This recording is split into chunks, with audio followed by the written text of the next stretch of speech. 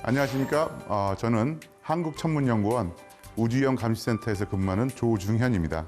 저는 지난 35년간 다양한 분야의 우주 개발이라든가 천체역학 또는 위성항법 다양한 분야에서 근무를 하다가 지금은 우주위험 또는 속된 말로 우주평화를 위해서 연구하고 있는 항공우주공학 박사입니다. 이 분야를 통칭하면은 우주위험 감시라는 분야인데, 그래서 이 우주위험이 왜 생기고 어떻게 대응하고 앞으로는 어떻게 발전할까에 대해서 시간을 들여서 여러분께 소개해 드리려고 합니다.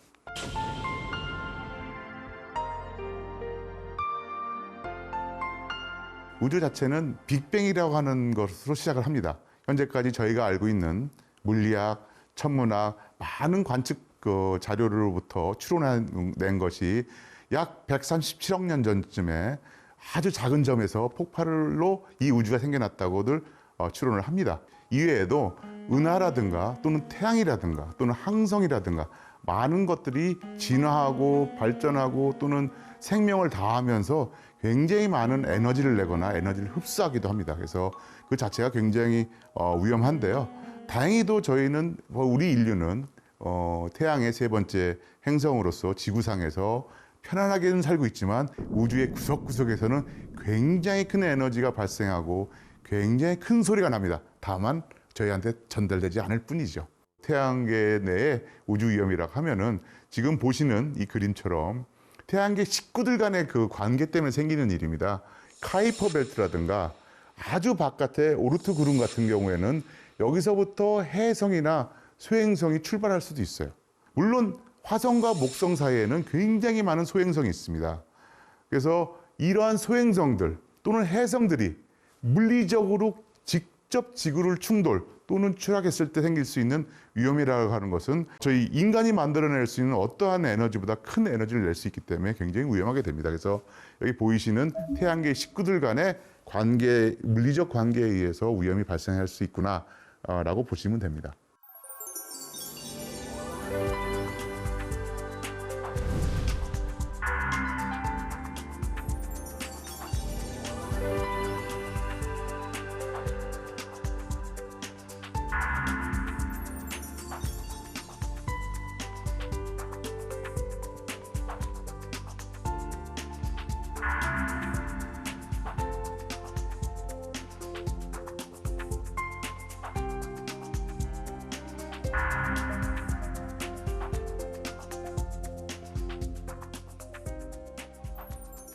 인류가 최초로 소행성을 발견하게 된 것은 불과 200년쯤밖에 안 됐습니다. 그래서 18세기, 그러니까 약 1700년대에 보데라는 분이 태양으로부터 행성까지 거리를 가지고 어떤 법칙을 하나 만들었습니다. 보데 법칙이라고 있습니다. 그래서 일정한 그 거리 순서로 일정한 법칙에 의해서 행성이 발견이 돼야 됩니다. 행성이 딱 늘 그 위치에 있으니까 보니까 화성하고 목성 사이가 빈 겁니다. 그래서 여기 분명히 행성이 있어야 되는데 보데의 법칙에 의하면 보데의 법칙은 5행성에는 명확히 맞거든요.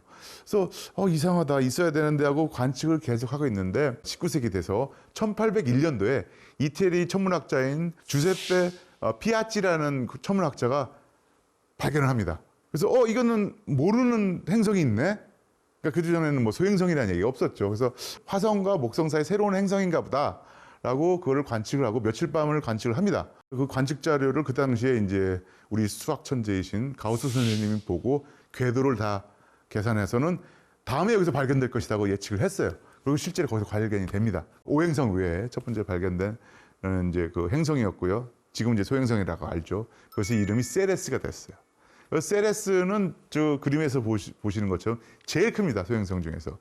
메인 벨트라고 부르는 화성과 목성 사이에 소행성대라고 하죠. 저희가 그 소행성대에 있는 가장 큰 그 소행성입니다. 그 이후에는 이제 또 관측 장비가 많이 그 발전을 해서 천왕성, 해왕성, 명왕성이 차례로 발견이 되죠. 지구상의 생명체의 흔적을 쫓아가는 화석을 쭉 연구를 하다 보면은 생명이 갑자기 폭발적으로 늘어나는 때가 있습니다. 그게 캠브리아기라고 합니다. 지질학적 그 연대를 봤을 때 그때 이후부터 지금까지 5억 4,200만 년 동안 중에 크게 5번 정도의 생명의 멸절이 있었습니다. 생명체. 그 중에서 적어도 하나 약 6,500만 년 전쯤에 있었던 생물의 그 멸절은 소행성이 지구의 충돌에 의해서 그 에너지로 지구상에 격변이 일어나서 그 당시에 생명체들이 굉장히 많이 멸절됐다고 이제 추측하고 그것이 화석으로 기록에 남아 있습니다.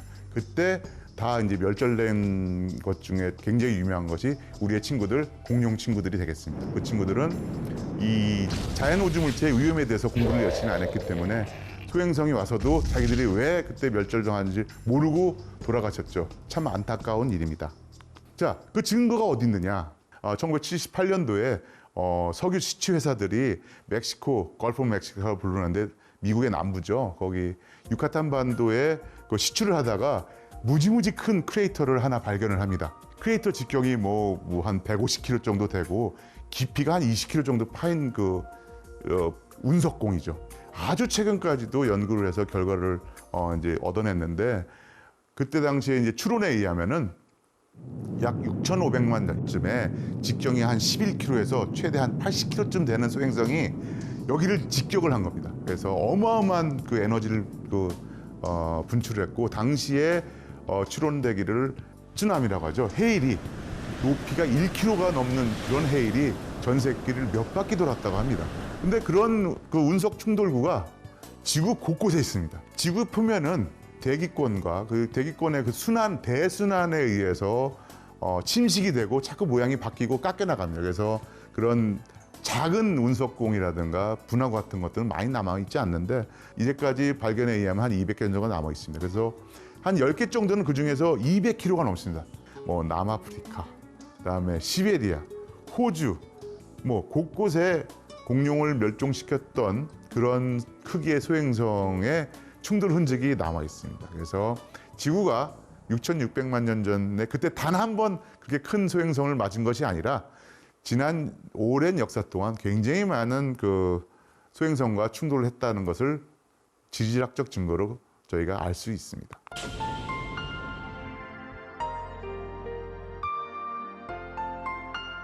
소행성이나 지구나 가장 태양계의 식구이기 때문에 태양계의 보스는 태양입니다.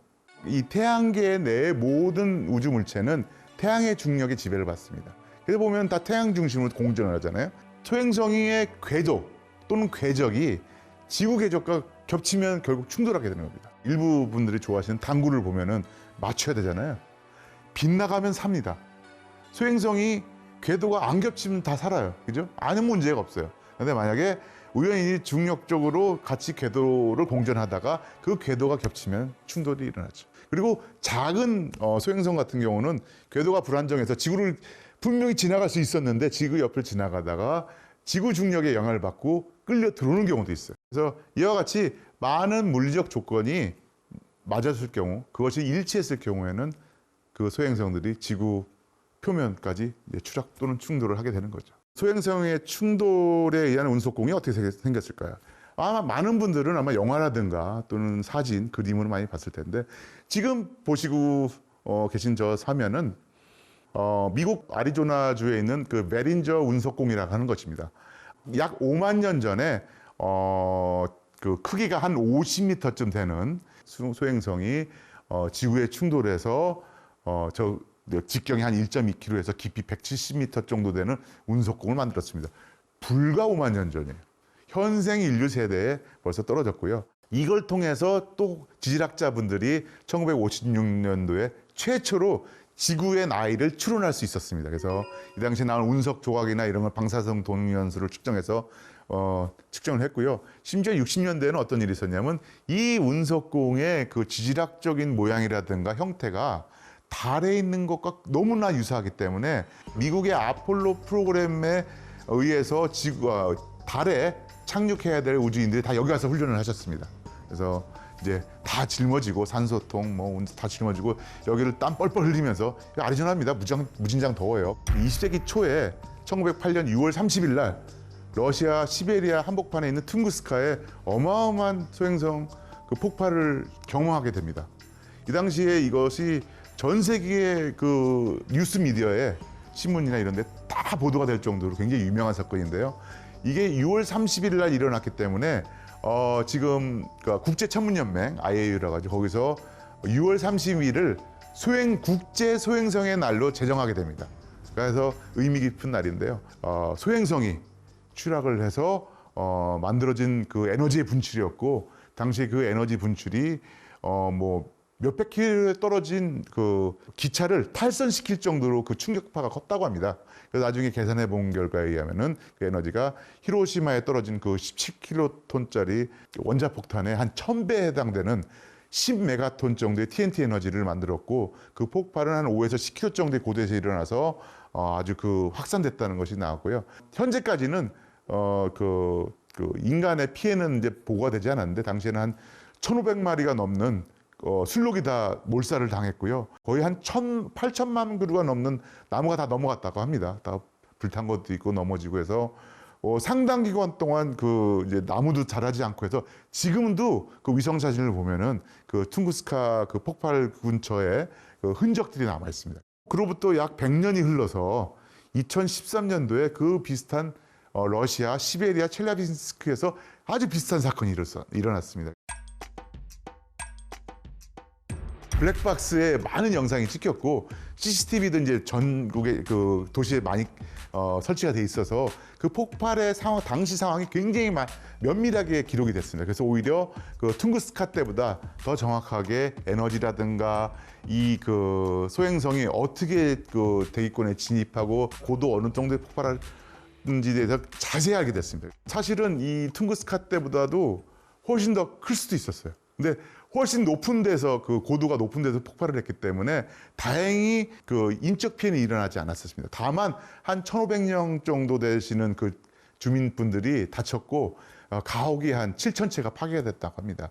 그래서 아주 우연이지만 100년에 걸쳐서 러시아의 시베리아 근처에 큰 소행성이 추락을 했다는 것이 아주 특기할 만한 사항이 되겠습니다. 그 다음 해인데 2014년도에 우리나라 진주에 유성이 추락을 해서 우리나라에도 유성이 추락하고 운석이 떨어지는 거라는 걸 이제 알게 됐던 큰 사건이 있었습니다. 그로부터 꽤 시간이 흐른 다음에 지금부터 한 2년 전인데요. 한국지질자원연구원에서 합천 지역에 이제 적중 초계 분지라고 이제 지리학적으로 부르는데, 그 분지가 왜 생겼는지에 대해서 연구를 하다 보니까 이제 그 여러 군데 탐사공을 뚫고 그 지질 성분을 전부 다 조사를 했습니다. 그랬더니 놀랍게도 이 합천의 그 적중 초계 분지는 5만 년 전에 지름이 약 200m쯤 되는 소행성이 충돌을 해서 이 그 운석공이 생겼다는, 이 분지가 이루어졌다는 것을 밝혀내게 됐습니다. 불과 5만 년 전입니다.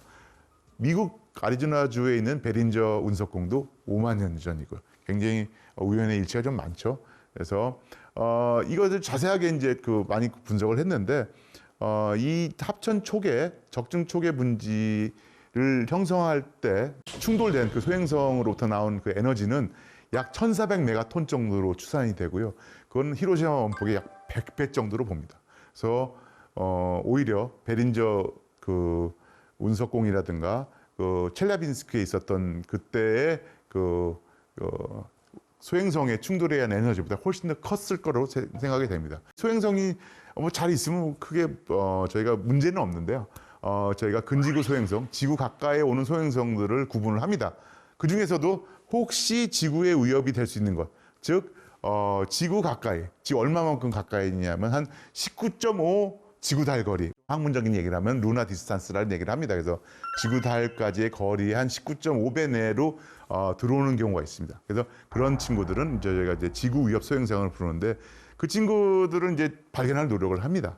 아주 큰 녀석들, 공룡을 다 멸절시켰을 것 같은 지구 위협 소행성은 거의 100% 발견된 걸로 추산을 합니다. 그런데 도시 하나나 뭐 나라 하나를 부실 정도, 다 흔적을 없앨 정도의 위험을 줄 수 있는 그런 소행성 크기를 한 140m급으로 봅니다, 지름이. 근데 그 친구는 거의 90% 이상 발견을 못했습니다. 그래서 앞으로도 천문학자나 또는 우주 감시 하시는 연구자분들이 할 일이 굉장히 많다는 것을 알 수가 있죠. 이 자료를 만들 때는 지구 위협 소행성이 한 1650개밖에 안 됐어요. 근데 8년 후인 지금 2023년 9월 18일 기준으로 봤을 때는 지구 위협 소행성의 개수가 2364개예요. 8년 동안에 거의 뭐 한 700개 정도를 더 발견을 한 거죠. 계속 발견이 될 겁니다. 그러면 이런 지구 위협 소행성이 있는데 그럼 우리 지구상에 있는 인류가 가만히 있느냐? 그렇지는 않죠. 유엔에 그 유엔 코포스라는 그 조직이 있습니다.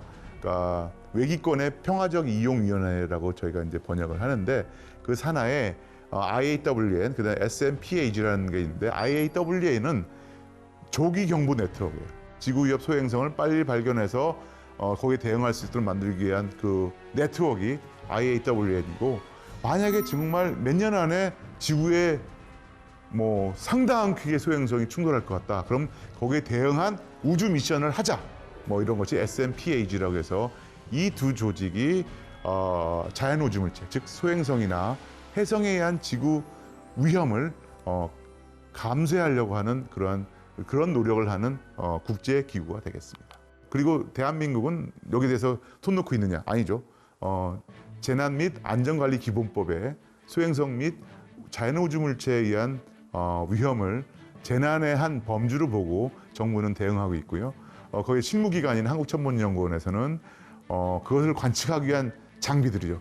소행성 탐사 전용 망원경, 저희가 뭐 엔소스 알파라고 부릅니다만 저 1.5m급 지구 위협 소행성 탐사 전용 망원경을 칠레 2027년도까지 완성을 해서 지구에서 살고 있는 인류의 안전을 위해서 대응하고자 하는 그런 노력의 일환으로 저희가 노력하고 있습니다. 네, 이상으로 일간을 마치겠습니다. 감사합니다.